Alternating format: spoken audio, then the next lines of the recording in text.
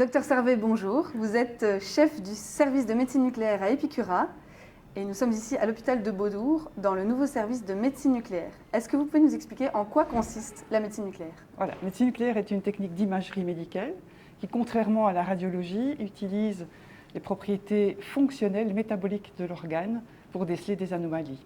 La radiologie, on peut dire de manière raccourcie qu'elle est plutôt anatomique. La médecine nucléaire est plutôt fonctionnelle et métabolique. Elle étudie comment fonctionne un organe et révèle les endroits où cette fonction est anormale. D'accord. Donc ici, nous sommes dans un service flambant neuf. Tout à fait. Vous pouvez nous faire une petite visite? Absolument, avec Moi aussi. plaisir.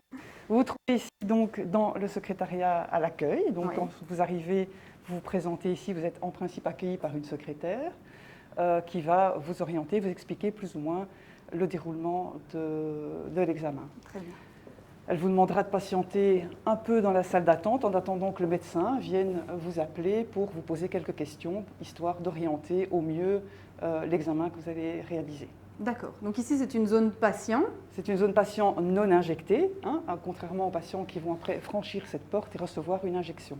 Alors, il faut savoir que la médecine nucléaire utilise de faibles quantités de substances radioactives pour produire l'image et que donc, il y a certaines normes à respecter du point de vue de la radioprotection du personnel, mais aussi des patients et des personnes du public. D'accord. Vous me parlez de dose. Peut-être qu'on peut se diriger vers le labo chaud pour que vous nous montriez l'envers du décor, ce à quoi les patients n'ont normalement pas accès. Absolument.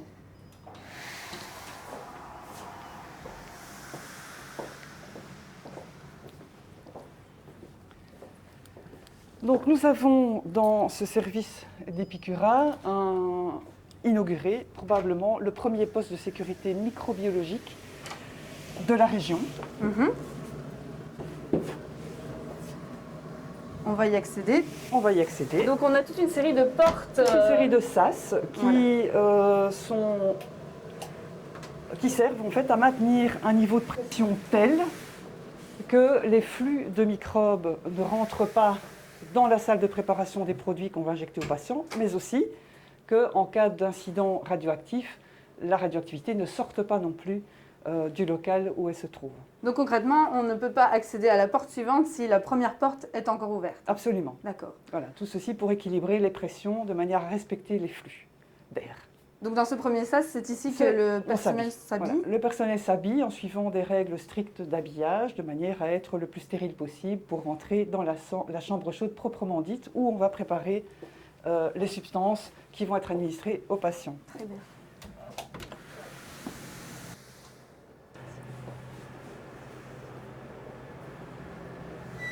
Alors voilà le fameux poste de sécurité microbiologique dont vous nous parliez, qui est assez unique dans la région, voire totalement unique dans la région. Voilà, c'est un poste. En fait, ce qui est unique dans la région, c'est l'association des deux, c'est-à-dire les doubles sas qui permettent effectivement un jeu de pression et l'habillement le plus stérilement possible, et ceci qui est une enceinte de travail microbiologique. Pourquoi? Parce qu'il y a un flux laminaire qui permet de stériliser l'environnement de travail dans lequel on travaille. Un flux laminaire, est-ce que vous pouvez expliquer avec des mots plus simples en quoi ça consiste? Alors c'est un flux de particules à très haute vitesse qui vont filtrer les éventuelles substances qui pourraient être contaminantes du point de vue microbiologique. D'accord.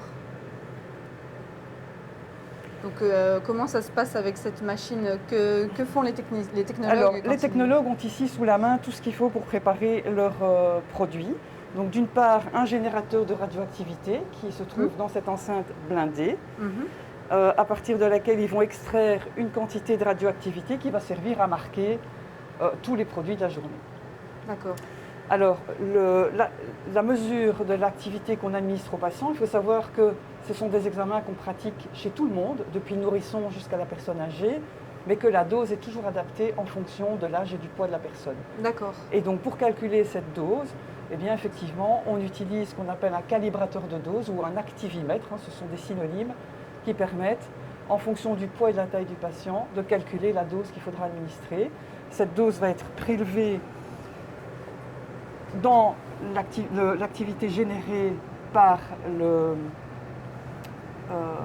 générateur, et puis ensuite, elle va être comptée dans ce puits de l'activimètre qui est relié à cet écran. Et tout ceci se fait automatiquement par un jeu d'ascenseur guidé par une pédale. D'accord. Tous les déchets issus des manipulations et qui sont radioactifs sont ensuite jetés dans une poubelle intégrée dans le plan de travail. D'accord.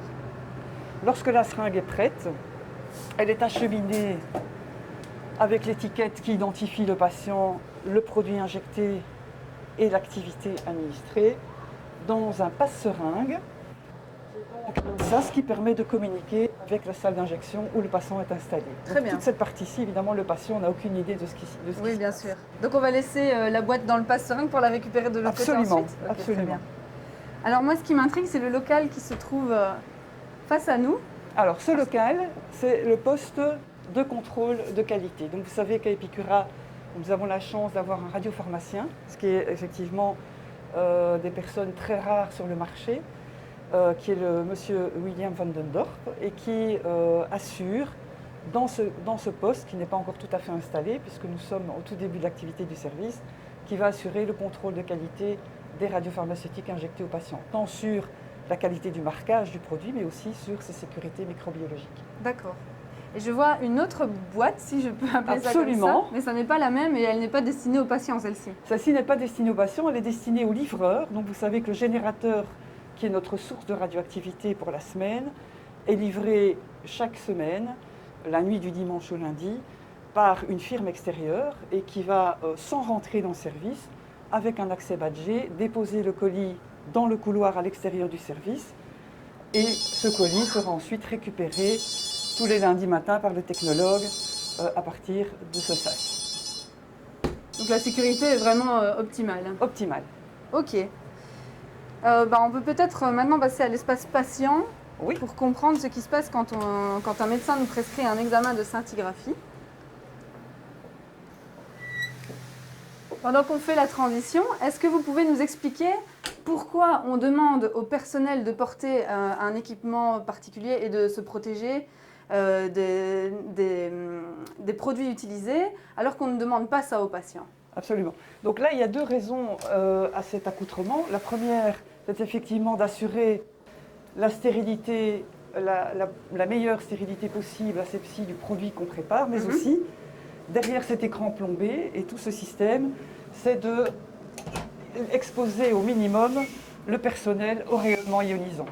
Oui, puisque Alors, le personnel est exposé pendant toute une carrière, pendant de nombreuses heures sur une journée, et que les doses évidemment récoltées au bout d'une carrière commencent à être effectivement significatives. Donc le principe, c'est de limiter l'exposition au niveau le plus faible possible, et ça c'est aussi la réglementation. Alors, avant qu'on passe, je vois cet espace-là qui est très vaste. Voilà, cet espace est vaste parce qu'en fait, c'est une salle d'attente destinée aux patients hospitalisés. Donc, cette salle sera encore équipée de paravents qui vont être bientôt montés pour respecter l'intimité du patient et le séparer du passage, et qui sont équipés évidemment de tous les gaz, des fluides médicaux nécessaires pour assurer leur confort pendant l'attente. D'accord, donc on met un lit en fait. Ici, exactement. Ouais, c'est ça, très bien. Le parcours du patient continue ici, dans la salle d'injection. Donc c'est à cet endroit, lorsque vous avez vu le médecin et que l'examen est prescrit et validé, on vous installera. Donc vous êtes installé dans un fauteuil confortablement et nous récupérons, évidemment, le technologue va récupérer la petite boîte contenant la seringue qui est destinée évidemment aux patients. D'accord, très bien. Donc le patient s'installe confortablement, reçoit son injection. Oui. Après combien de temps en moyenne est-ce qu'il passe son examen? J'imagine que ça varie en fonction des examens. Voilà, ça varie d'une part en fonction de l'examen. Certains examens se font tout de suite après l'injection, mais ça varie aussi en fonction de l'indication d'examen. Donc si vous faites une scintigraphie osseuse, qui est quand même l'examen le plus fréquemment réalisé en médecine nucléaire, eh bien, si on recherche par exemple une fracture, on va faire un cliché très vite, tout de suite après, pour illustrer ce qu'on appelle une phase tissulaire. Donc c'est une phase pendant laquelle l'os n'est pas encore visible, mais où tous les phénomènes inflammatoires liés, par exemple, à une fracture vont être visibles. D'accord. Donc ça vient renforcer un petit peu le diagnostic à la fin de l'examen. Ok. Donc il arrive que le patient, immédiatement après son examen, passe directement des clichés, mais qu'il revienne évidemment plusieurs heures plus tard pour faire alors la phase osseuse de son examen. D'accord. Je vous ouvre. Merci. Donc, le patient, une fois injecté, eh bien, vient faire, soit retourne chez lui, s'il n'y a pas de clichés qui ont été demandés par le médecin, soit effectivement vient passer déjà une première série de clichés.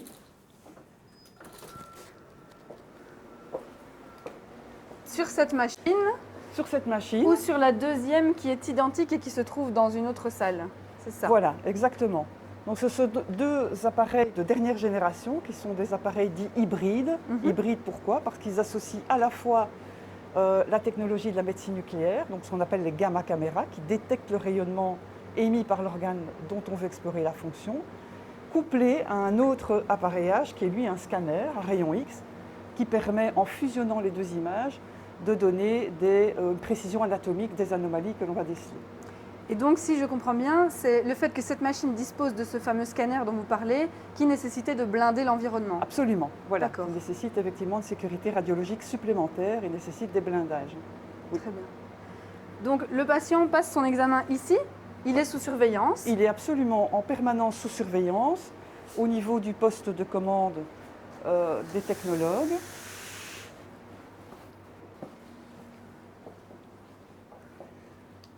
Donc voilà, c'est un vaste poste avec une vue effectivement sur les deux appareillages qui permet de suivre en permanence le déroulement de l'examen du patient. Ok.